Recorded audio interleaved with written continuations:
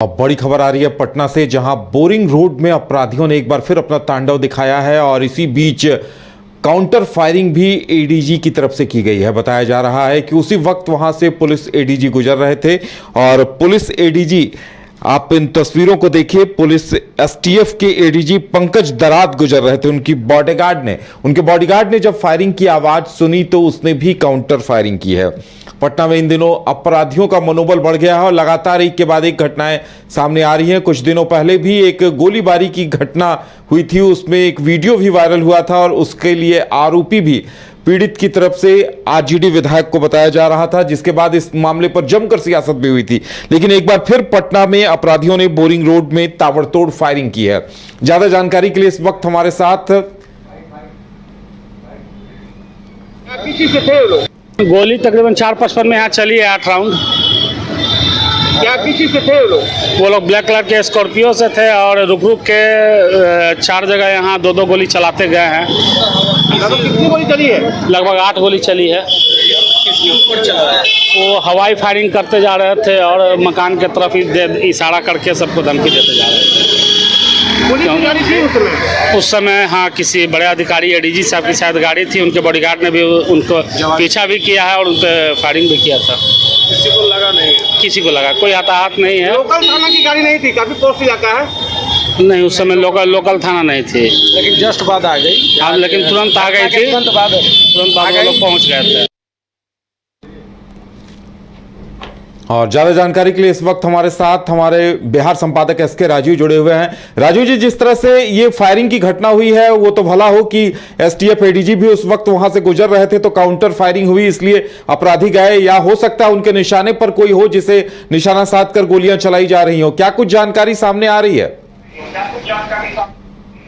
देखिए उदय जी, अभी जहां स्टूडियो है, हम लोगों का कार्यालय है, ठीक इसके पीछे हड़ताली मोड़ है और हड़ताली मोड़ पर शाम के करीब की यह घटना है, 6 बजे के करीब, जबकि लॉ एंड ऑर्डर के जो एडीजी है पंकज दराद, अब आप अंदाजा यह लगाइए कि वो एसटीएफ के भी एडीजी हैं।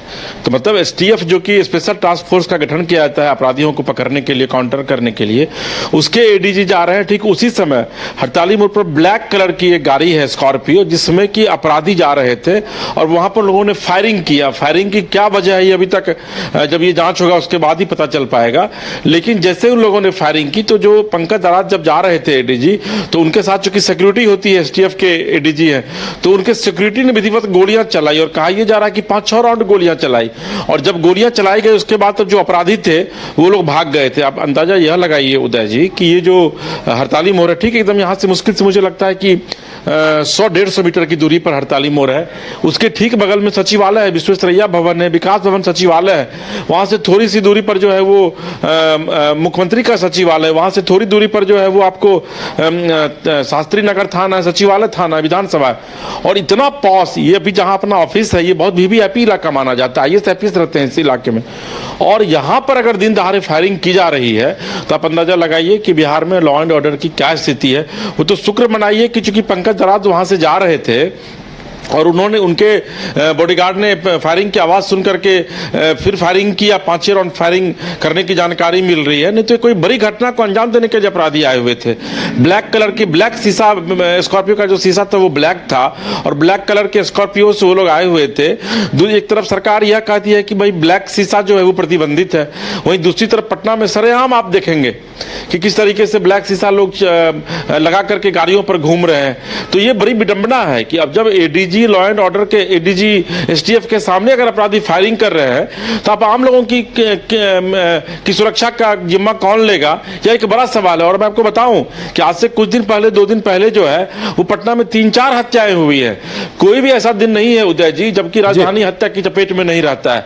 पूरे बिहार में लॉ एंड ऑर्डर की स्थिति क्या है ये सबको पता है और यही वजह है कि बिहार में विपक्ष जो है वो लगातार सरकार को घेरने की कोशिश करता है लॉ एंड ऑर्डर के मामले पर। कल भी तेजस्वी यादव ने बयान दिया है। और यहाँ पर जो कि पटना का सबसे पॉश इलाका है, वहां पर अगर दिन दहाड़े इस तरह अपराधी स्कॉर्पियो से हैं और फायरिंग करे, हो सकता है वो किसी को किडनैप करने आए, हो सकता है वो किसी की हत्या करने के लिए आए हुए हो। वो तो शुक्र मनाइए कि एसटीएफ के एडीजी जा रहे थे और फायरिंग की आवाज सुनाई पड़ी और उन लोगों ने काउंटर फायरिंग की और उसके बाद अपराधी वहां से ब्लैक स्कॉर्पियो से भागे। और यह देखिए आप कि लॉ एंड ऑर्डर की क्या स्थिति है पटना में, कि वहां से वो निकले हैं जबकि पूरा बोरिंग इलाका, यहाँ पर बगल में एएन कॉलेज के पास थाना है, बोरिंग रोड थाना है, उसके ठीक बगल में थाना है, मतलब पूरा थाना है इस इलाके में, लेकिन उसके बावजूद वो अपराधी जो है यहाँ से फरार हो जाते हैं। और बिल्कुल राजीव जी, बड़ी बात यह है कि देखिए एसटीएफ के एडीजी वहां से गुजर रहे थे, उनके बॉडीगार्ड ने काउंटर फायरिंग की है, इतने में तो पूरे पुलिस को अलर्ट कर देना चाहिए था और स्कॉर्पियो का नंबर हर तरफ वायरल होना चाहिए था, पुलिस को एक्टिव होना चाहिए था। देखिए उदय जी, जो भी एडीजी रैंक के अधिकारी होते हैं उनकी गाड़ी में वॉकी टॉकी लगा रहता है। पुलिस के साथ वो कहीं भी पूरे बिहार में कहीं भी रहेंगे, पुलिस के साथ वो लगातार कांटेक्ट में रहते हैं। और ये तो एसटीएफ के एडीजी हैं, तो निश्चित तौर पर इनके साथ तो एक गाड़ी सुरक्षा कर्मी चलते ही है। अगर वाकई में जिस तरीके से एडीजी के सुरक्षा कर्मियों ने काउंटर फायरिंग किया और उसी समय अगर तुरंत बोरिंग रोड पुलिस को अगर इतला कर दी जाती, कोतवाली थाना को इतला कर दिया जाता, शास्त्री नगर थाना को इतला कर दिया जाता, सचिवालय थाना को अगर इतला कर दिया जाता, तो मुझे लगता है कि जो कोई भी अपराधी था, ये चारों थाना जो है वो चारों तरफ जो सड़कें जाती हैं, तो चारों थाना है चारों कोने पर, तो निश्चित तौर पर अपराधी की गिरफ्तारी हो सकी थी। पूरा पटना, पुलिस यह दावा करती है कि पूरा पटना जो है वो सीसीटीवी की निगरानी में रहता है, लेकिन आश्चर्य की बात यह है कि अभी तक, जबकि बोरिंग रोड का जो इलाका है ये काफी जाम वाला इलाका है, ट्रैफिक हाई ट्रैफिक जोन है ये इलाका। आप अगर दिन में भी जाएंगे तो आपको जाने में काफी दिक्कत होगी। और अंदाजा आप लगाइए कि उस स्थिति में शाम का वक्त था, उसमें तो और ज्यादा ट्रैफिक बढ़ जाता है, ट्रैफिक लोड बढ़ जाता है सड़क पर, और उस समय अपराधी भाग गए और अभी तक पुलिस उनको गिरफ्तार नहीं कर पाई है।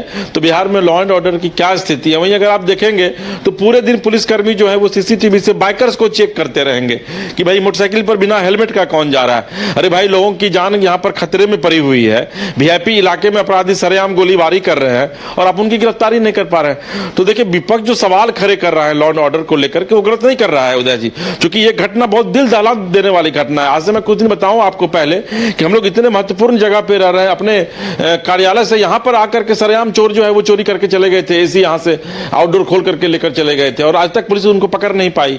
तो ये पटना की पुलिस है जो ये दावा करती है कि पटना पुलिस आपकी सेवा में हमेशा तत्पर, लेकिन सरेआम एडीजी के सामने गोलियां चलाई जाती है, अपराधी सरेआम भाग जाते हैं, लेकिन पुलिस उनको गिरफ्तार नहीं कर पाती है। जी उदय जी, चलिए, विडंबना है बिहार की कि वहां पर पुलिस के एडीजी गुजर रहे थे, वो भी एसटीएफ के, और अपराधी गोलीबारी कर चले जाते हैं, लेकिन पुलिस एक्शन में नहीं आती और अभी तक उस ब्लैक स्कॉर्पियो का पता नहीं चल पाता है जो फायरिंग करके गुजर जाती है। राजीव जी, हमारे साथ जुड़ने के लिए और तमाम जानकारी देने के लिए आपका बहुत बहुत धन्यवाद।